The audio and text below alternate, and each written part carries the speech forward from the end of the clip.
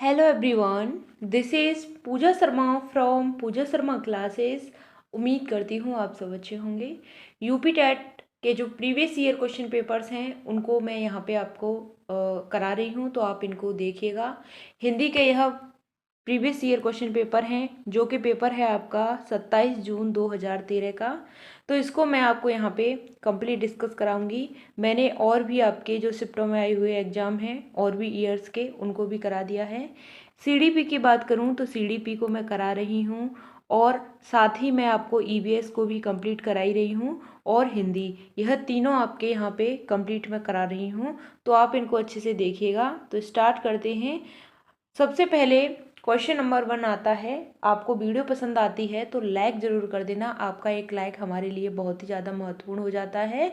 Like कर देना, और चैनल पर नए आए हैं तो चैनल को सब्सक्राइब जरूर कर लेना। क्वेश्चन नंबर 1 आता है आपका कि कपटी मित्र के लिए सही मुहावरा है। कपटी मित्र के लिए सही मुहावरा आपको बताना है, क्या हो जाता है। तो दांत काटी रोटी होता है, आस्तीन का सांप होता है, अकल की दुम होता है, या आबनूस का कुंदा होता है। तो यहाँ पे बताना है कि कपटी मित्र के लिए एक सही मुहावरा क्या हो जाता है। तो कपटी मित्र का मतलब होता है आस्तीन का सांप होना। क्या होता है? कपटी मित्र का मतलब होता है आस्तीन का सांप होना। इतना आपको ध्यान रखना है। यहाँ तक बात क्लियर? अब दांत काटी रोटी की बात करूं मैं, यहाँ पे दांत काटी रोटी की बात करूं तो इसका मतलब होता है, इसका अर्थ होता है घनिष्ठ मित्रता। क्या होता है? घनिष्ठ मित्रता होती है। घनिष्ठ मित्रता होती है दांत काटी रोटी का मतलब। क्वेश्चन नंबर आपका नेक्स्ट आता है कि इंद्रियों को जीतने वाले के लिए एक शब्द है। तो इंद्रियों को जीतने वाले के लिए एक शब्द बताना है। तो दूरदर्शी होता है, दत्तचित्त होता है, कुशाग्र बुद्धि होती है, या फिर जितेंद्रिय होता है। तो इंद्रियों को जीतने वाले के लिए एक शब्द होता है आपका जितेंद्रिय। क्या होता है? जितेंद्रिय होता है। जो आपका इंद्रियों को जीत लेता है वही आपका जितेंद्रिय होता है। आगे बात करते हैं दूरदर्शी की। तो दूरदर्शी की मैं बात करूं, कौन होता है? जो दूर की सोच सकता है वह आपका दूरदर्शी होता है। दत्त चित्त की मैं यहाँ पे बात करूं तो यह होता है आपका कि किसी काम को चित्त लगा करके करना, वही आपका दत्त चित्त होता है। यानी किसी भी काम को चित्त लगाकर, यानी कि मन लगा करके करता है, वही आपका दत्त चित्त होता है। और कुशाग्र बुद्धि की मैं यहाँ पे बात करूँ, कुशाग्र बुद्धि की बात करूँ तो इसका मतलब होता है जिसकी बुद्धि कैसी हो? कुशा की नोक के समान तीखी हो। यानी कुशाग्र बुद्धि की मैं बात करूं तो उसकी जो क्या है, बुद्धि है, वह कुशा की नोक के समान तीखी हो, वही आपकी कुशाग्र बुद्धि कहलाती है। और जितेंद्रिय आपका होता है इंद्रियों को जीतने वाला। क्वेश्चन नंबर आपका 3 आता है। यहाँ पे बताना है कि पवन का संधि विच्छेद है। पवन का संधि विच्छेद बताना है तो क्या होता है? पौधन अवन होता है, पौधन वन होता है, पोधन अन होता है, या पौधन अन होता है। तो पवन का संधि विच्छेद क्या होता है? तो इसका सही आंसर है ऑप्शन नंबर यहाँ पे 3, यह आपका पोधन अन होता है। पवन का संधि विच्छेद क्या होता है? पोधन अन होता है। और इसमें संधि कौन सी होती है आपकी? यहाँ पे आपकी अयादि संधि होती है। कौन सी होती है? अयादि संधि होती है। इतना आपको ध्यान रखना है। यहाँ तक बात क्लियर? इसमें आपकी अयादि संधि होती है पौधन अन। यह आपका संधि विच्छेद हो गया, किसका? पवन का। क्वेश्चन नंबर आपका नेक्स्ट आता है। पुनर्जन्म का संधि विच्छेद है। संधि से आपके देखो 2 क्वेश्चन बन गए यहाँ पे। पुनर्जन्म का संधि विच्छेद क्या हो जाता है? तो पुनर्धन जन्म होता है, पुनः धन नर जन्म होता है, पुनः धन जन्म होता है, या पुनर्धन आजन्म होता है। तो पुनर्जन्म का संधि विच्छेद क्या होता है? तो इसका सही आंसर होता है ऑप्शन नंबर 3, यह आपका पुनः धन जन्म होता है। क्या होता है? पुनः धन जन्म होता है। और इसमें संधि की मैं यहाँ पे बात करूँ तो यहाँ पे आपकी विसर्ग संधि होती है। कौन सी संधि होती है? यहाँ पे आपकी विसर्ग संधि होती है। इतना आपको ध्यान रखना है। यहाँ तक बात क्लियर? चलिए आगे बढ़ते हैं। क्वेश्चन नंबर आपका 5 आ जाता है। यहाँ पे बताना है कि इत्यादि शब्द में कौन सी संधि है। देखिए संधि से आपके 3 क्वेश्चन बन चुके हैं यहाँ पे। संधि से कितने क्वेश्चन बन गए आपके? 3 क्वेश्चन बन गए। इत्यादि शब्द में कौन सी संधि है? तो आपको बताना है यण संधि है, वृद्धि संधि है, गुण संधि है, या फिर आपकी दीर्घ संधि है। तो इत्यादि की मैं यहाँ पे बात करूँ तो इसमें आपकी कौन सी संधि हो जाती है? तो इसमें आपकी यण संधि हो जाती है। कौन सी संधि हो जाती है इत्यादि में? इत्यादि में आपकी यण संधि हो जाती है। और इत्यादि का मैं संधि विच्छेद करूँ तो क्या होगा? इत धन आदि। क्या होता है? इत धन आदि। यह इसका क्या हो जाता है? संधि विच्छेद हो जाता है। इतना आपको ध्यान रखना है। यहाँ तक बात क्लियर? इत्यादि का संधि विच्छेद क्या होता है? इत धन आदि होता है। और इसमें संधि कौन सी होती है? तो इसमें आपकी यण संधि हो जाती है।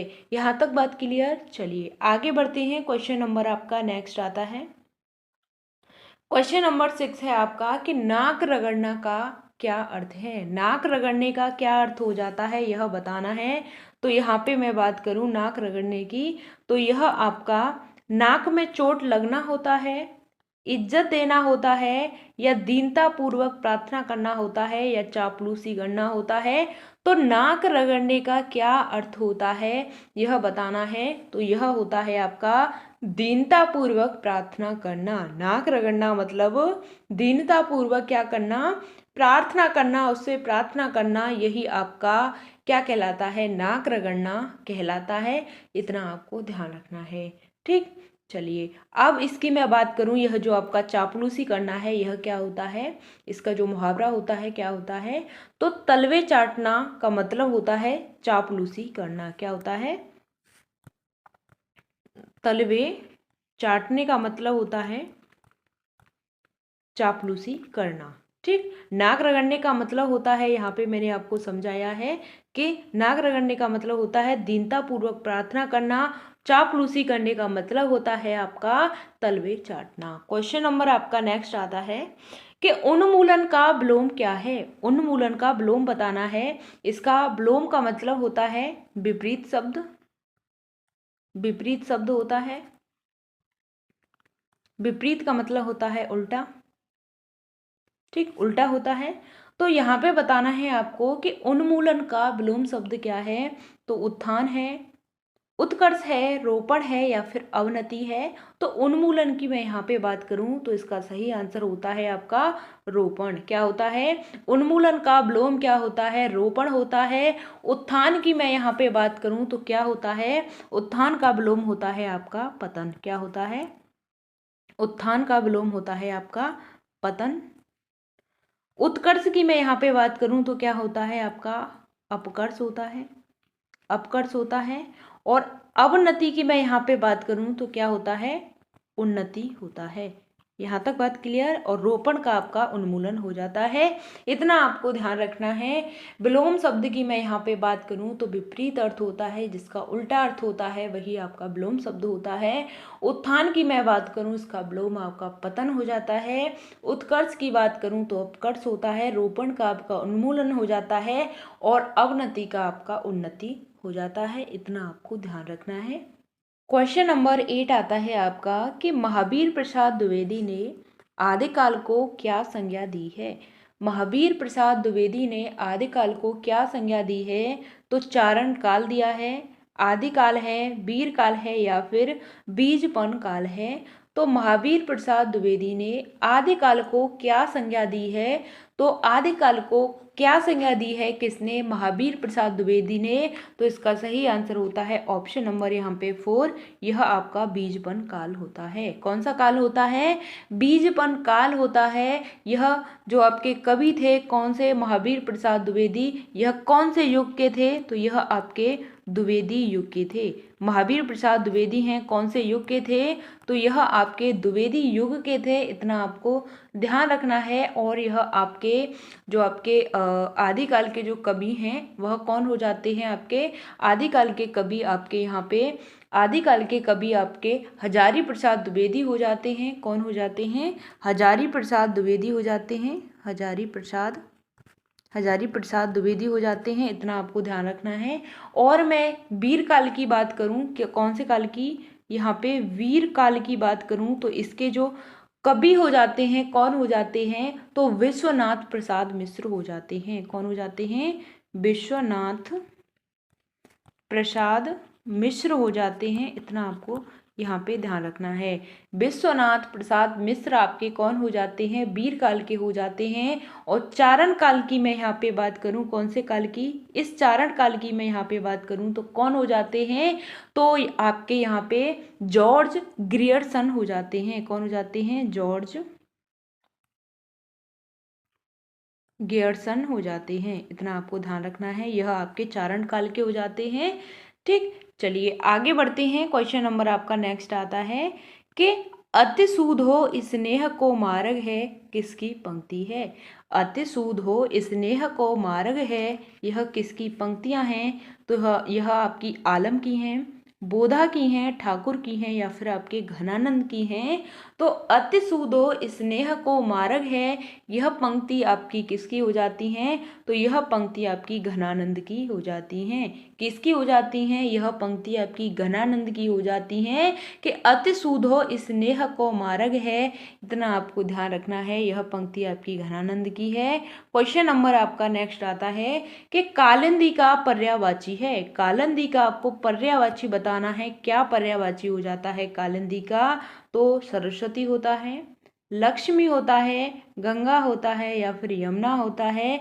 तो कालिंदी की मैं यहाँ पे बात करूँ तो इसका जो पर्यायवाची होता है वह यमुना होता है। क्या होता है? कालिंदी का पर्यायवाची आपका यमुना होता है। पर्यायवाची का मतलब होता है जो एक जैसे शब्द होते हैं उनको हम अलग अलग नाम से बोलते हैं, वही आपके पर्यायवाची शब्द कहलाते हैं। इतना आपको ध्यान रखना है। कालिंदी का मतलब आपका यमुना हो जाता है। क्वेश्चन नंबर 11 आता है, आपको बताना है कि आधुनिक हिंदी साहित्य की पहली आत्मकथा के लेखक कौन माने जाते हैं? आधुनिक हिंदी साहित्य की पहली आत्मकथा के लेखक कौन माने जाते हैं? तो वह आपके बाबू श्याम सुंदर दास हैं, या फिर देवेंद्र सत्यार्थी हैं, या हरिवंश राय बच्चन हैं, या फिर आपके जयशंकर प्रसाद हैं। तो आधुनिक काल यानी आधुनिक हिंदी साहित्य की पहली आत्मकथा के लेखक कौन माने जाते हैं?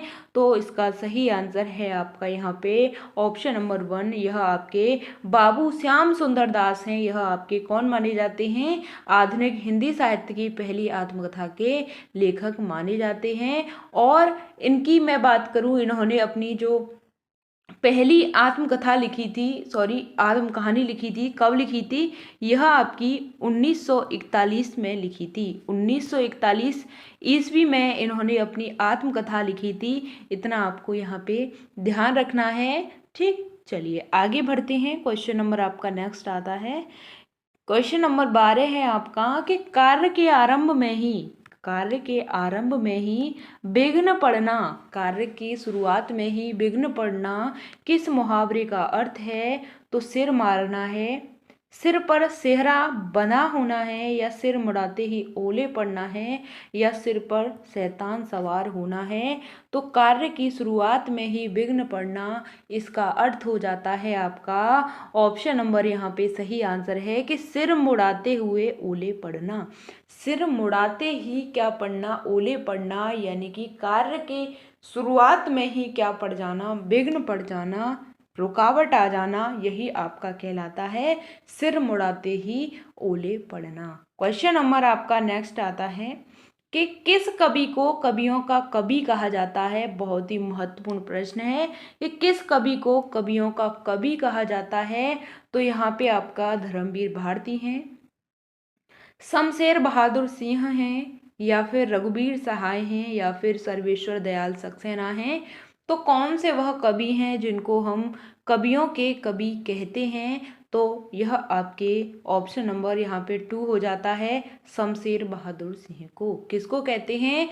शमशेर बहादुर सिंह को हम क्या कहते हैं? कवियों का कवि कहते हैं। और यह किसके लिए जाने जाते हैं? तो यह आपके प्रेम और सौंदर्य के लिए जाने जाते हैं। किसके लिए?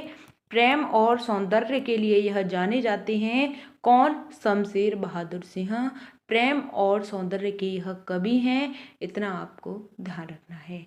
यहाँ तक बात क्लियर। चलिए आगे बढ़ते हैं। क्वेश्चन नंबर आपका नेक्स्ट आता है, क्वेश्चन नंबर 14 है आपका कि दशरथ सुत तिहु बखाना राम नाम का मरम मरम है आना, किस रचनाकार की पंक्ति है।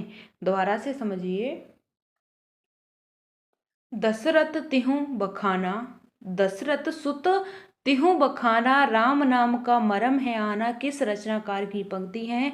तो तुलसीदास की हैं, कबीर की हैं, केशवदास की हैं, या फिर आपकी यह सूरदास की हैं। तो आपको यहाँ पे पता चलता है कि दशरथ सुत तिहु लोक बखाना राम नाम का मरम है आना, यह आपकी पंक्तियाँ कबीर की हो जाती हैं। किसकी हो जाती हैं। कबीर की हो जाती हैं। ऑप्शन नंबर 2 आपका यहाँ पे सही आंसर हो जाता है। ऑप्शन नंबर 2 आपका सही आंसर है। यह आपकी कबीर की पंक्तियां हैं। क्वेश्चन नंबर 15 आता है, हिंदी का पहला पत्र है। हिंदी का पहला पत्र कौन सा है आपको बताना है। उद्दंड मारदंड है, उद्दंत मारदंड है, या फिर इतिहास तिमिर नाशक है, या फिर बनारस अखबार है, या फिर हरिश्चंद्र मैगजीन है। तो हिंदी का जो पहला पत्र है उसकी मैं यहाँ पे बात करूँ तो आपका ऑप्शन नंबर 1 हो जाता है। यह आपका उद्दंड मारदंड हो जाता है। उद्दंड मारदंड हो जाता है। यह आपका हिंदी का क्या हो जाता है, प्रथम पत्रिका हो जाती है। और इसकी मैं बात करूँ तो यह लिखी किसने थी, तो यह आपकी जुगल किशोर ने लिखी थी। जुगल किशोर ने यह लिखी थी।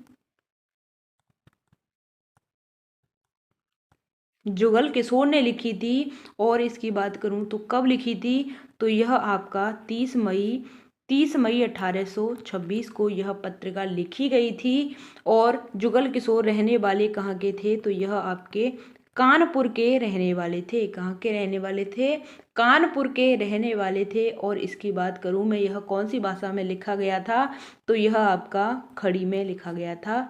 खड़ी बोली में यह लिखा गया था। इतना आपको ध्यान रखना है। यहाँ तक बात क्लियर। चलिए क्वेश्चन नंबर आपका नेक्स्ट आता है,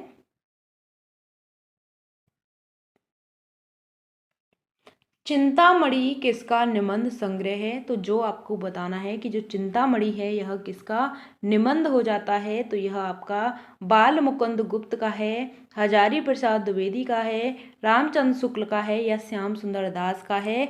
तो चिंतामणि किसका निबंध हो जाता है। क्वेश्चन नंबर 16 का सही आंसर है यह आपका रामचंद्र शुक्ल का हो जाता है। किसका है, रामचंद्र शुक्ल का आपका चिंतामणि यह निबंध हो जाता है। इतना आपको ध्यान रखना है। चिंतामणि किसका निबंध है, तो यह आपका रामचंद्र शुक्ल का हो जाता है। इसका सही आंसर आपका ऑप्शन नंबर 3 है। क्वेश्चन नंबर आपका नेक्स्ट आता है, काशी नागरी प्रचारणी सभा की स्थापना किस वर्ष हुई थी। तो काशी नागरी प्रचारणी सभा की स्थापना किस वर्ष हुई थी, तो 1893 में हुई थी, 1900 में हुई थी, या 1903 में हुई थी, या 1905 में हुई थी। काशी नागरी प्रचारणी सभा की स्थापना की मैं यहाँ पे बात करूँ तो यह आपकी 1893 में हुई थी। 1893 में हुई थी काशी नागरी प्रचारणी सभा की स्थापना। और इसके संस्थापक की बात करूं, इसके अध्यक्ष की बात करूं तो कौन थे, तो बाबू श्याम सुंदर दास थे। कौन थे, बाबू श्याम सुंदर दास। और राम नारायण मिश्र और शिव कुमार सिंह यह आपके काशी नागरी प्रचारणी सभा के अध्यक्ष थे। यहाँ पे मैं नोट कर देती हूँ। इसके अध्यक्ष की मैं यहाँ पे बात करूँ तो कौन थे, तो यहाँ पे आपके श्याम सुंदर दास थे। कौन थे, बाबू श्याम सुंदर दास, बाबू श्याम सुंदर थे। और सेकंड आते हैं आपके राम नारायण मिश्र। थर्ड आते हैं आपके यहाँ पे शिव कुमार सिंह।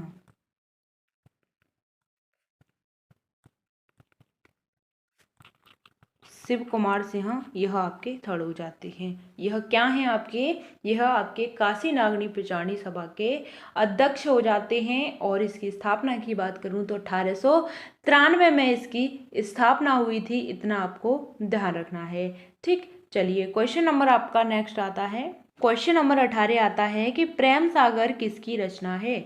प्रेम सागर किसकी रचना है? तो मुंशी सदा सुखलाल की है, सदल मिश्र की है, लल्लू लाल जी की है, या फिर राम प्रसाद निरंजनी की है। तो प्रेम सागर किसकी रचना हो जाती है? तो इसका सही आंसर है ऑप्शन नंबर 3, यह आपकी लल्लू लाल की हो जाती है। प्रेम सागर रचना आपकी लल्लू लाल की हो जाती है। इनकी अन्य भी और रचनाएं हो जाती हैं, तो इनकी मैं बात करूं कौन कौन सी इनकी रचनाएं हो जाती हैं। जैसे आपकी यहाँ पे सिंहासन क्या हो जाती है? सिंहासन, सिंहासन इनकी रचना है, सिंहासन। और बात करूं बेताल, बेताल पच्चीसी, बेताल पच्चीसी इनकी रचना है। और मैं बात करूं इनकी शकुंतला, शकुंतला यह इनकी क्या है? इनकी और रचनाएं हो जाती हैं, इतना आपको ध्यान रखना है। क्वेश्चन नंबर आपका 19 आता है, आपको बताना है यहाँ पे। क्वेश्चन नंबर 19 है कि व्युत्पत्ति के आधार पर संज्ञा के कितने भेद होते हैं? व्युत्पत्ति के आधार पर संज्ञा के कितने भेद होते हैं? 3 होते हैं, 4 होते हैं, 5 होते हैं, या फिर 6 होते हैं। तो व्युत्पत्ति के आधार पर संज्ञा के कितने भेद होते हैं? क्वेश्चन नंबर 19 का सही आंसर होता है इसके 5 भेद हो जाते हैं। व्युत्पत्ति के आधार पर संज्ञा के 5 भेद हो जाते हैं, इतना आपको ध्यान रखना है। कौन कौन से 5 भेद होते हैं संज्ञा के? तो यहाँ पे मैं आपको नोट डाउन करा दे रही हूँ कौन कौन से आपके भेद हो जाते हैं। सबसे पहला आता है आपका यहाँ पे, सबसे पहला आता है आपका व्यक्तिवाचक संज्ञा। क्या आता है? व्यक्तिवाचक संज्ञा।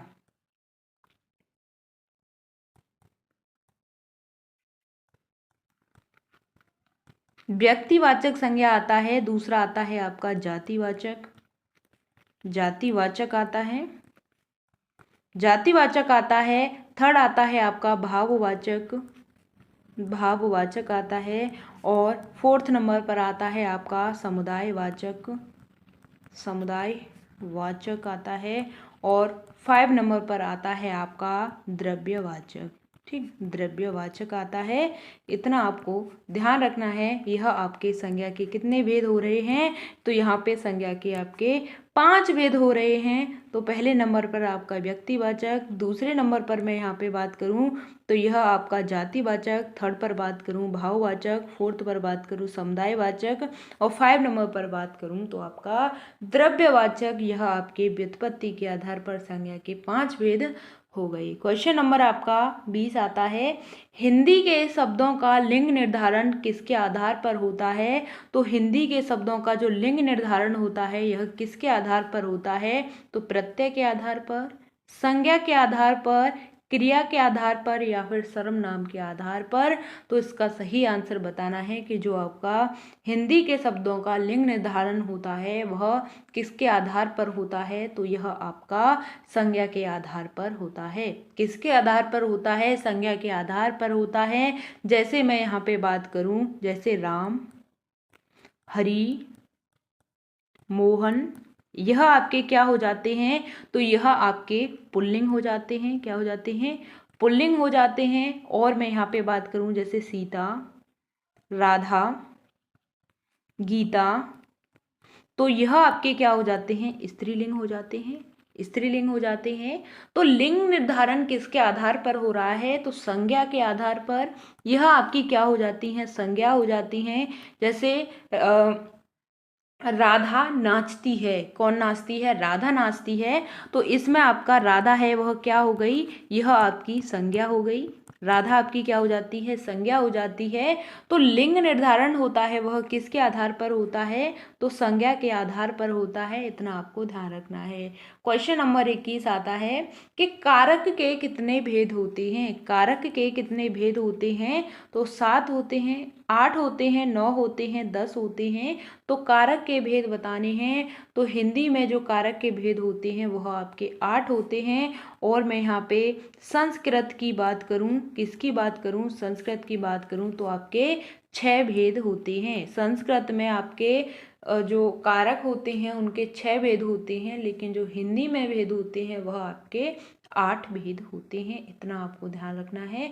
अगर आपसे कारक के भेद पूछा जा रहा है तो आपको देखना है हिंदी में पूछा गया है या फिर आपका संस्कृत में पूछा गया है। क्वेश्चन नंबर नेक्स्ट आता है, हिंदी में आपके 8 हो जाते हैं और संस्कृत में आपके 6 हो जाते हैं। क्वेश्चन नंबर 22 है आपका कि घ का उच्चारण स्थान कौन सा है।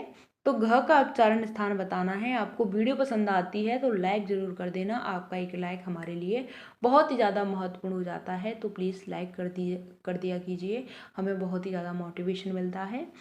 तो घ का उच्चारण स्थान कौन सा है, तो यह आपका मूर्धा हो जाता है, कंठ होता है, तालु होता है या फिर दंत होता है। तो घ का जो उच्चारण स्थान होता है वह आपका कंठ होता है। क्या होता है? कंठ होता है। कंठ की मैं बात करूं तो कौन कौन से आपके यहाँ पे आते हैं, तो क आता है, ख आता है, ग आता है और घ आता है और अड़ा आता है। यह आपके क्या हो जाते हैं? क वर्ग हो जाते हैं और घ का उच्चारण स्थान आपका यहाँ पे कंठ हो जाता है, इतना आपको ध्यान रखना है। घ का उच्चारण स्थान आपका कंठ हो जाता है। क्वेश्चन नंबर 23 आता है आपका कि क्ष वर्ण किसके योग से बना है। क्ष वर्ण है वह किसके योग से बना है, तो इसका आंसर बताना है। क और स के योग से बना है, क और च के योग से बना है, क और छ के योग से बना है या फिर क और श के योग से बना है। तो जो क्ष वर्ण है आपका यह किसके योग से बना है, तो इसका सही आंसर है यहाँ पे आपका ऑप्शन नंबर 1, यह आपका क और स के योग से बना है। क्ष आपका क और स के योग से बना है, इतना आपको ध्यान रखना है। त्र की मैं बात करूं, किसकी बात करूं? त्र की बात करूं तो यह किसके योग से बना है, तो यह त और र के योग से बना है। त और र के योग से बना है। और मैं किसकी बात करूं यहाँ पे बात करूं ज्ञ की बात करूं तो ज्ञ आपका किसके योग से बना है, तो ज और यहाँ पे यह अय के योग से बना है। स्र की बात करूं तो यह आपका किसके योग से बना है, तो यह आपका श और र के योग से बना है, इतना आपको ध्यान रखना है। इनका मतलब होता है यह आपके कैसे वर्ण होते हैं, तो यह आपके संयुक्त वर्ण होते हैं, संयुक्त वर्ण होते हैं जो कि आपके व्यंजन के अंतर्गत आते हैं। तो यहाँ पे आपसे पूछा है ख किसके योग से बना है, तो क और स के योग से बना है। त्र पूछा जाए तो त और र से, ज्ञ पूछा जाए तो ज और अय से, स्र पूछा जाए तो स और र से मिलकर के बना है। क्वेश्चन नंबर आपका 24 आता है कि शुद्ध वर्तनी का चयन कीजिए। यहाँ पे आपको शुद्ध वर्तनी बतानी है। तो अस्पृश्यता होती है, अस्पृश्यता होती है या अस्पृश्यता होती है या फिर अस्पृश्यता होती है। तो शुद्ध वर्तनी बतानी है, तो इसको हम अस्पृश्यता को हम किस तरीके से लिखते हैं, तो इसका सही आंसर होता है ऑप्शन नंबर 3। इसको हम इस तरीके से लिखते हैं अस्पृश्यता। ठीक, अस्पृश्यता इसको हम इस तरीके से लिखते हैं, इतना आपको ध्यान रखना है। क्वेश्चन नंबर 25 आता है, कई बार पूछा जा चुका है, तो कवि का स्त्रीलिंग बताना है। तो स्त्रीलिंग आपका कवि का क्या होता है? कवित्री होता है, कवित्री होता है या फिर आपका कवित्री होता है या फिर कवयित्री होता है। तो आपको बताना है इसका स्त्रीलिंग। यहाँ पे इसको काट दीजिए, कवयित्री लिख दीजिए। तो यहाँ पे बताना है कि कवि का जो स्त्रीलिंग होता है वह क्या होता है, तो कवि का स्त्रीलिंग इसका सही आंसर होता है आपका यहाँ पे ऑप्शन नंबर यहाँ पे 3 सही हो जाता है। क्या हो जाता है, तो इसका सही आंसर ऑप्शन नंबर 3 होता है। कवि का स्त्रीलिंग क्या होता है? कवयित्री होता है। क्या होता है? कवयित्री होता है। इस तरीके से हम लिखते हैं, यह आपका क्या हो जाता है? स्त्रीलिंग शब्द हो जाता है। जो आपके शब्द होते हैं, जो आपके स्त्रीलिंग शब्द होते हैं, यानी कि जो आपके लिंग होते हैं, हिंदी में आपके लिंग होते हैं वह 2 प्रकार के होते हैं। और संस्कृत की बात करूं तो संस्कृत में आपके लिंग 3 प्रकार के होते हैं। हिंदी में आपके कौन कौन से होते हैं, तो आपका स्त्रीलिंग होता है और दूसरा आपका यहाँ पे पुल्लिंग हो जाता है, इतना आपको ध्यान रखना है। और संस्कृत में आपका एक और बढ़ जाता है, उसको हम नपुंसकलिंग कहते हैं। ठीक, क्वेश्चन नंबर आपका नेक्स्ट आता है कि तरणी का पर्यायवाची शब्द क्या है। तो तरणी का आपको पर्यायवाची शब्द बताना है। तो क्या हो जाता है, तो सूर्य होता है, नाम होता है, युवती होता है, नदी होता है, तो तरणी का पर्यायवाची शब्द क्या हो जाता है? तो इसका सही आंसर है ऑप्शन नंबर 1। इसका पर्यायवाची शब्द होता है आपका क्या हो जाता है? सूर्य हो जाता है। क्वेश्चन नंबर 26 का सही आंसर आपका ऑप्शन नंबर 1 हो जाता है। क्वेश्चन नंबर आपका नेक्स्ट आता है कि मीन का पर्यायवाची शब्द बताना है। मीन का पर्यायवाची शब्द क्या होता है? तो सिखी होता है, सापक होता है, विभावरी होता है, या फिर मत्स्य होता है। तो मीन का पर्यायवाची शब्द क्या होता है? तो इसका सही आंसर है यह आपका मत्स्य होता है। क्या होता है? मीन का पर्यायवाची शब्द मत्स्य होता है, इतना आपको ध्यान रखना है। क्वेश्चन नंबर आपका नेक्स्ट आता है, क्वेश्चन नंबर 28 है कि दिए हुए शब्दों में भिन्न अर्थ वाला शब्द है। दिए हुए शब्दों में भिन्न अर्थ वाला शब्द क्या होता है?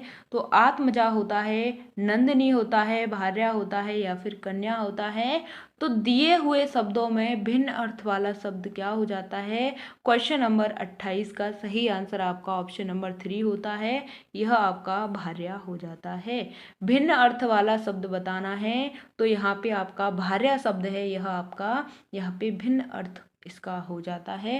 क्वेश्चन नंबर आपका नेक्स्ट आता है, आपको इसका आंसर बताना है कि अनुपम का पर्यायवाची शब्द क्या है। अनुपम का आपको पर्यायवाची शब्द बताना है। स्वर्गीय होता है, लौकिक होता है, पार्थिव होता है, या फिर अद्वितीय होता है। तो अनुपम का जो पर्यायवाची शब्द होता है, इसका सही आंसर होता है यह आपका अद्वितीय होता है। अनुपम का पर्यायवाची आपका अद्वितीय होता है। और भी इसके जो पर्यायवाची शब्द हैं और भी हैं, जैसे मैं बात करूं अद्भुत, क्या है आपका? अद्भुत है, अद्भुत हो जाता है। और भी मैं बात करूं तो अनूठा हो जाता है, अनूठा हो जाता है। अपूर्व होता है, अपूर्व, यह इसके क्या है? अनुपम के पर्यायवाची हैं। और आपका अनोखा आ जाता है, ठीक, अनोखा हो जाता है। इतने इसके क्या हैं? पर्यायवाची शब्द हैं। क्वेश्चन नंबर आपका 30 आता है, लास्ट क्वेश्चन है आपका कि कान का कच्चे होने का अर्थ होता है, इसका बताना है कि इसका क्या अर्थ होता है। कम सुनना होता है, कान का कच्चा होना मतलब कम सुनना, या फिर सुनी बात पर विश्वास करना, या दूसरे की बात मानना, या फिर कान का कमजोर होना। तो कान का कच्चे होने का अर्थ बताना है आपको। क्या इसका अर्थ हो जाता है? कान का कच्चा होना, इसका मतलब होता है कि सुनी हुई बात पर क्या करना? विश्वास करना। सुनी हुई बात पर विश्वास कर लेना, यही आपका कहलाता है कान का कच्चा होना। इतना आपको ध्यान रखना है कि कान का कच्चा होने का मतलब है सुनी हुई बात पर विश्वास करना। इसका सही आंसर ऑप्शन नंबर 2 हो जाता है। यहाँ तक हमने 30 क्वेश्चंस किए हैं, आपको सारे क्वेश्चन समझ में आए होंगे। बहुत ही बेहतरीन तरीके से मैंने आपको यहाँ पे एनालिसिस कराया है। आपको वीडियो पसंद आती है तो लाइक ज़रूर कर देना। आपका एक लाइक हमारे लिए बहुत ही ज़्यादा महत्वपूर्ण हो जाता है, आप लाइक कर सकते हैं, यही हमारे लिए सपोर्ट होता है। और चैनल को सब्सक्राइब नहीं किया है, चैनल को सब्सक्राइब कर लेना। आपको यहाँ पे यूपी टेट से संबंधित क्लासेस कराई जा रही हैं, यूपी टेट और सुपर टेट से संबंधित, तो आपको मेरे साथ जुड़ जाना है, ठीक, सुपर टेट से संबंधित।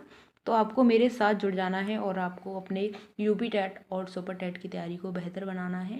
बहुत ही अच्छे तरीके से सभी क्लासेस को हम कंटिन्यू करेंगे और सारी क्लासेस को अच्छे से देखेंगे, समझेंगे। और इसमें जो भी आपका टॉपिक होता है उसको मात्र हम एक वीडियो में कंप्लीट करा ही देते हैं। आपको बार बार वीडियो को नहीं देखना होता है। और आपको क्या करना है, साथ ही साथ समझ के चलना है, कॉपी पेन लेकर के बैठना है। इसी तरीके से आप अपना नोट्स बनाइएगा, ठीक। मिलते हैं फिर आपको आगे की नेक्स्ट वीडियो में। अगर आपका कोई भी डाउट होता है तो आप मुझसे कमेंट के माध्यम से पूछ सकते हैं, हम आपको आपकी हर एक कमेंट का आंसर करते हैं। Thanks for watching. जय हिंद, वंदे मातरम।